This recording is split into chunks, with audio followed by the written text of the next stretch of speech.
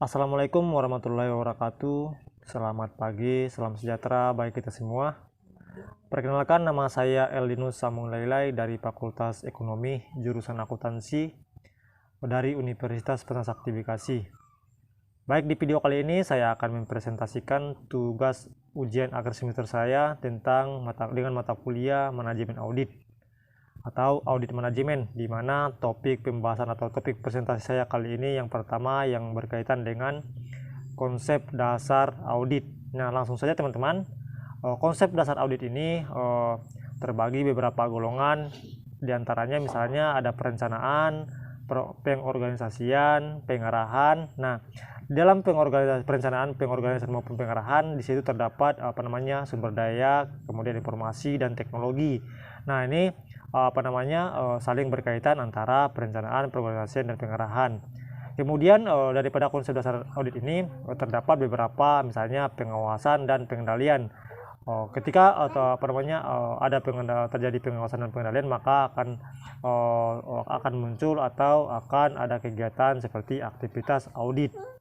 Nah, kalau kita lihat tujuan perusahaan untuk sumber daya informasi dan teknologi ini, yaitu tujuan audit misalnya yang pertama dapat dipercaya data akuntansi, kemudian terjaganya keamanan aset perusahaan, berjalannya operasi secara efisien, ditaatinya ketentuan peraturan dan kebijakan perusahaan. Jadi mungkin ini daripada konsep dasar audit teman-teman. Jadi dalam audit perencanaan ini atau dalam audit manajemen ini, konsep dasar audit ini beberapa golongan yang utama, yaitu yang terpenting adalah adanya perencanaan, pengorganisasian, pengarahan. Nah, di dalamnya itu terdapat berbagai macam sumber-sumber dan maupun informasi teknologi.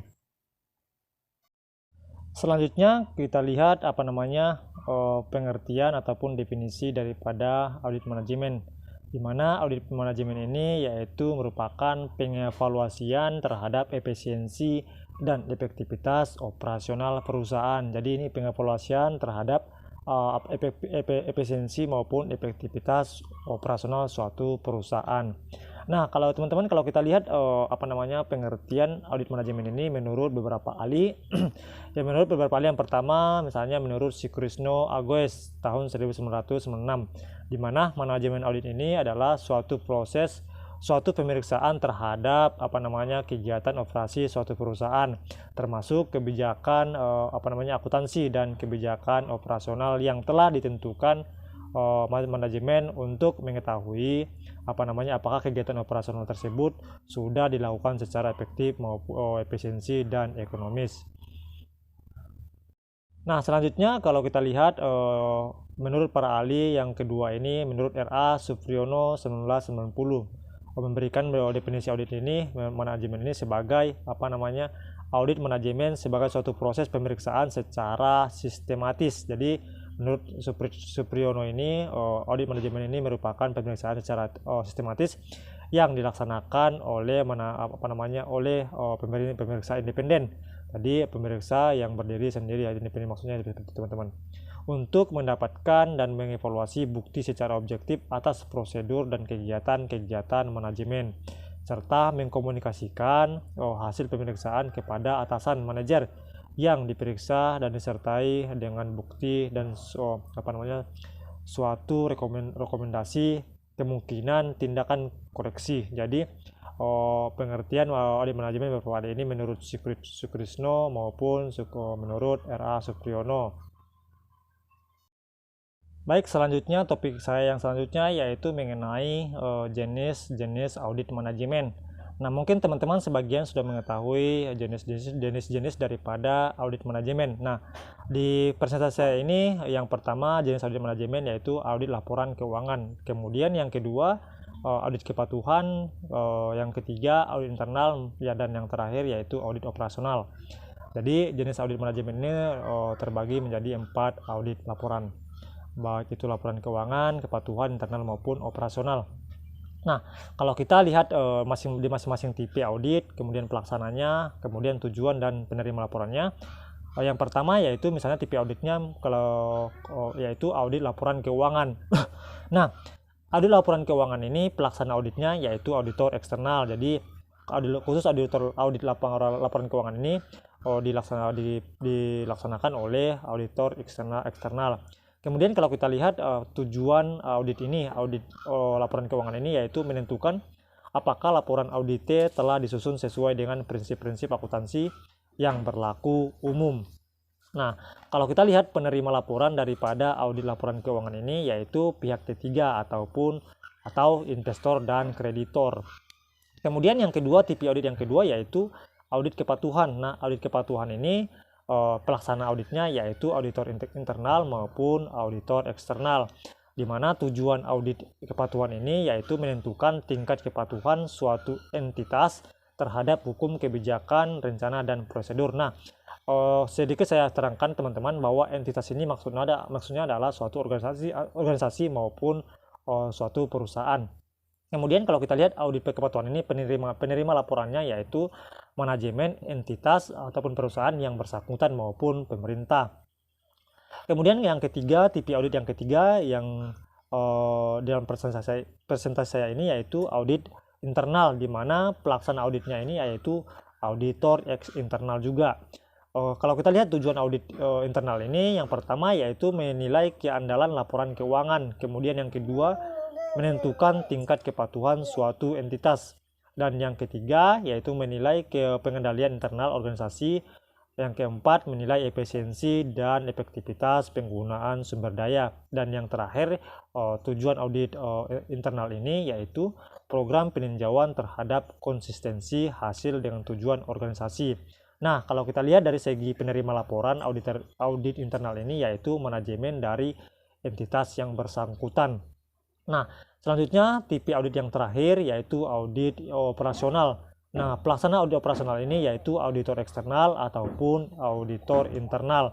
Kalau kita lihat tujuan audit operasional ini yaitu menilai efisiensi dan efektivitas penggunaan sumber daya yang ada. Dan penerima laporan daripada audit operasional ini yaitu manajemen dari entitas yang bersangkutan. Nah, mungkin inilah penjelasan topik saya yaitu tipe audit, pelaksana, tujuan audit maupun penerima laporan auditnya.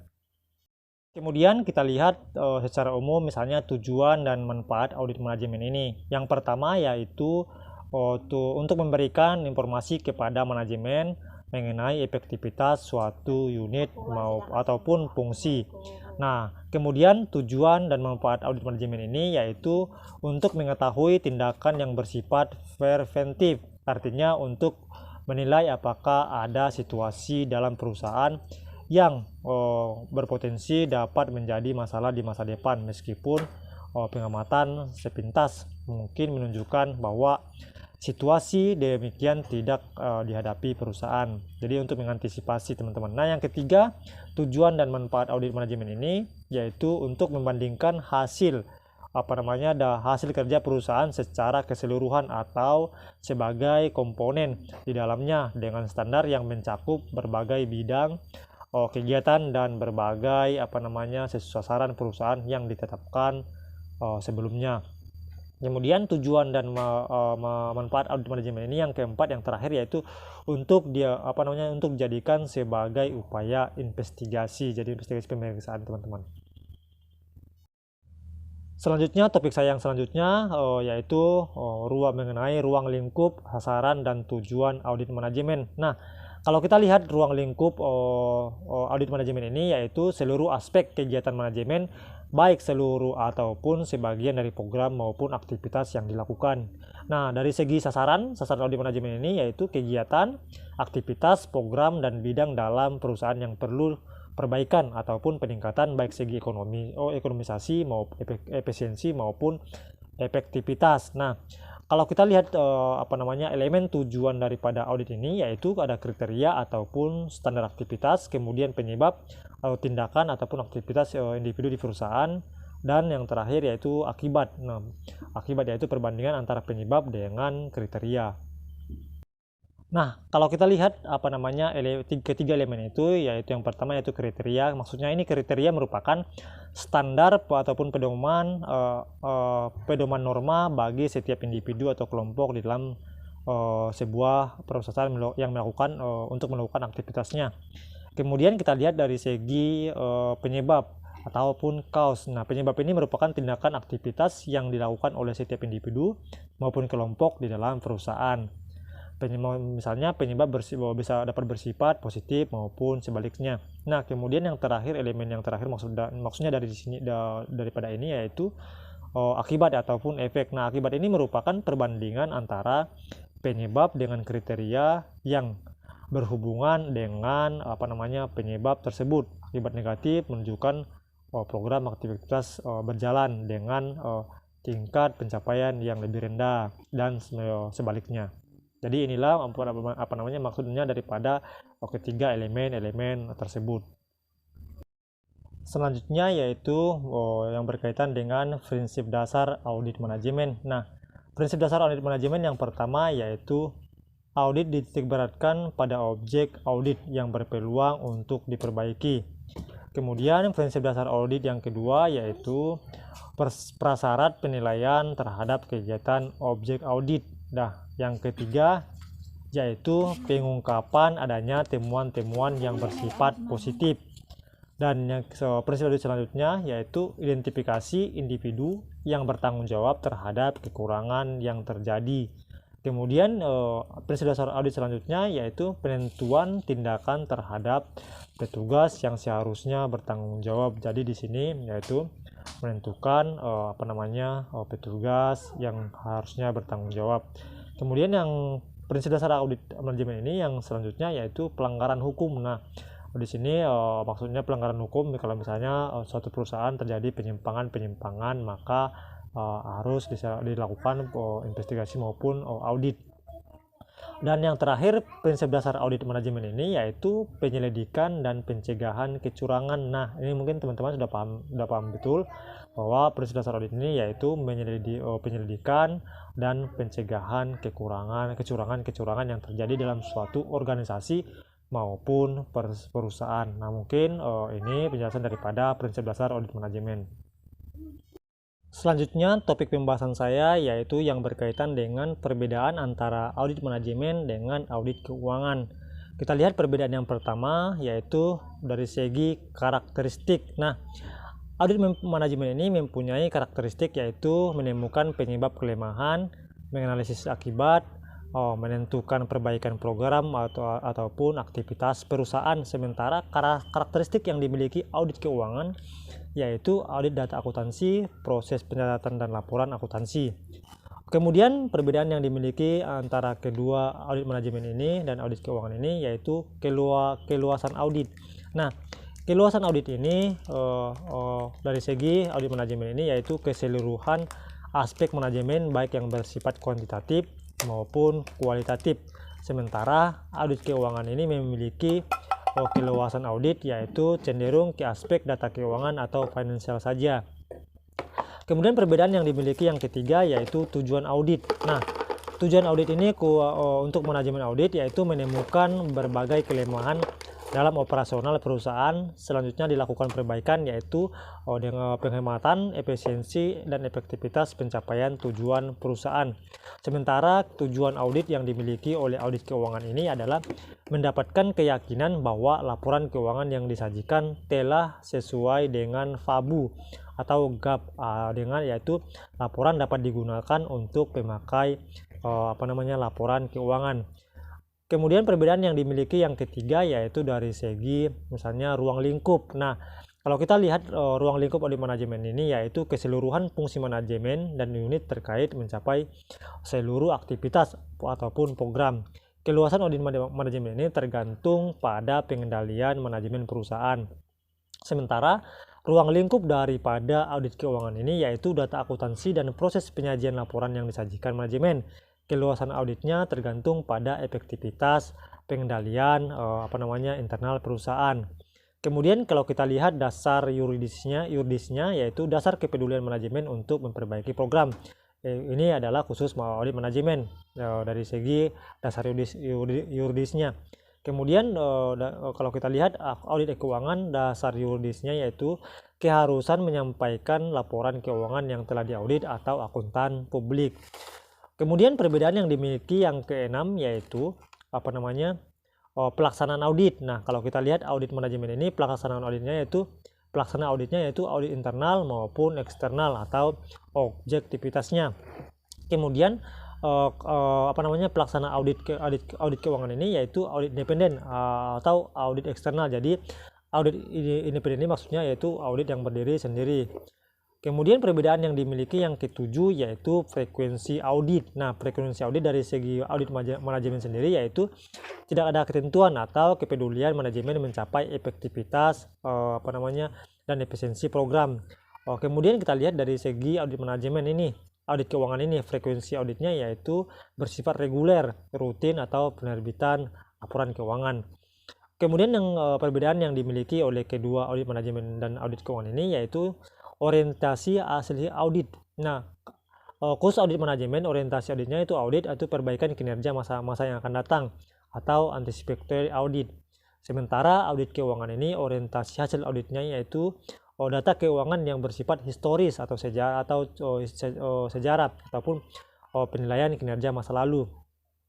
Kemudian yang perbedaan yang dimiliki yang ke-9 yaitu bentuk laporan. Nah, kalau kita lihat bentuk laporan dari segi audit manajemen ini yaitu komprehensif atau kesimpulan audit. Kemudian kesimpulan penting, rekomendasi, belum ada standar baku, laporan tergantung dari kemampuan auditornya. Jadi ini tergantung daripada kemampuan atau skill yang dimiliki oleh seorang auditor. Ini dari segi audit manajemen. Sementara audit keuangan yaitu bentuk laporannya yaitu memiliki standar baku, standar profesional akuntan publik atau SPAP, ataupun bisa disebut laporan bentuk pendek yang menyertakan laporan keuangan hasil audit itu sendiri. Kemudian pengguna perbedaan yang dimiliki yang ke-10 yaitu pengguna laporan. Nah, untuk audit manajemen yang menggunakan laporan keuangannya ini yaitu dari pihak internal, sementara audit keuangan pengguna laporannya yaitu pihak eksternal ataupun pemegang saham, baik itu inspektor, potensial kreditor dan pemerintah dan lain-lain sebagainya. Mungkin ini perbedaan antara audit manajemen dan audit keuangan. Selanjutnya kita lihat daripada tahap audit. Nah, tahap audit yang pertama audit manajemen ini yaitu audit pendahuluan, di mana tujuan audit pendahuluan ini yaitu informasi latar belakang objek, penilaian peraturan, ketentuan dan kebijakan, kemudian penemuan objek yang memiliki potensi kelemahan, dan yang yang terakhir audit pendahuluan ini, tujuan audit pendahuluan ini yaitu menentukan audit sementara atau tentatif audit objektif. Kemudian tahap kedua untuk audit manajemen audit ini yaitu review dan pengujian pengendalian manajemen. Nah, ini tujuannya agar menilai efektivitas pengendalian manajemen. Kemudian yang selanjutnya tujuan untuk review dan pengujian pengendalian manajemen ini yaitu memahami pengendalian yang berlaku, kemudian mengetahui potensi kelemahan yang berlaku, serta mendukung audit sementara dan menjadikannya audit yang sesungguhnya atau definitif audit objektif. Kemudian kita lihat tahap selanjutnya, tahap audit ini yaitu audit terinci, di mana tujuan audit terinci ini yaitu pengumpulan bukti yang cukup atau relevan dan kompeten. Selanjutnya tujuannya yaitu mengembangkan temuan ataupun keterkaitan temuan satu dengan temuan yang lain atau disajikan dalam kertas kerja audit atau KKA sebagai pendukung kesimpulan dan rekomendasi yang dibuat. Kemudian dari selanjutnya tahap audit selanjutnya yaitu pelaporan, di mana tujuan pelaporan ini yaitu mengkomunikasikan hasil audit termasuk rekomendasi pihak yang berkepentingan. Laporan komprehensif menyajikan temuan penting hasil audit untuk mendukung kesimpulan audit rekomendasi.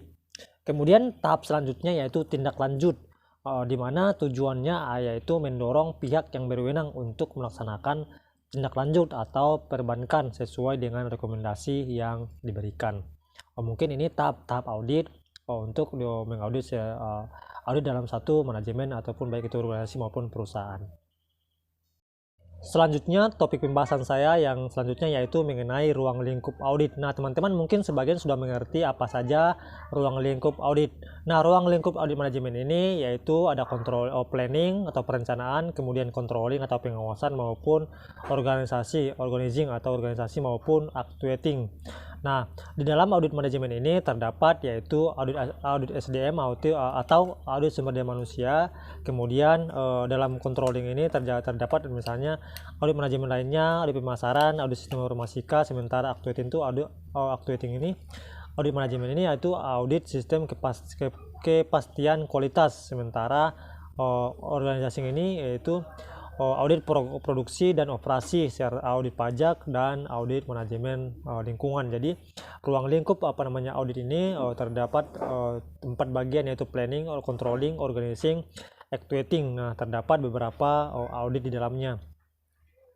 Teman-teman, selanjutnya yaitu kertas kerja audit atau KKA. Nah, kertas kerja audit ini terdiri dari temuan kriteria, kemudian temuan penyebab, temuan akibat, lalu kemudian diambil daripada kesimpulan audit. Jadi kertas kerja audit ini terdiri dari temuan kriteria, kemudian temuan penyebab, temuan akibat, serta terakhir yaitu kesimpulan audit. Mungkin demikian presentasi tugas ujian akhir semester saya dengan mata kuliah manajemen audit dari topik yang pertama atau pembahasan saya yang pertama sampai yang terakhir ini. Jika ada kata-kata yang kurang jelas atau kurang dimengerti, mohon maaf. Akhir kata saya ucapkan banyak terima kasih. Wassalamualaikum warahmatullahi wabarakatuh.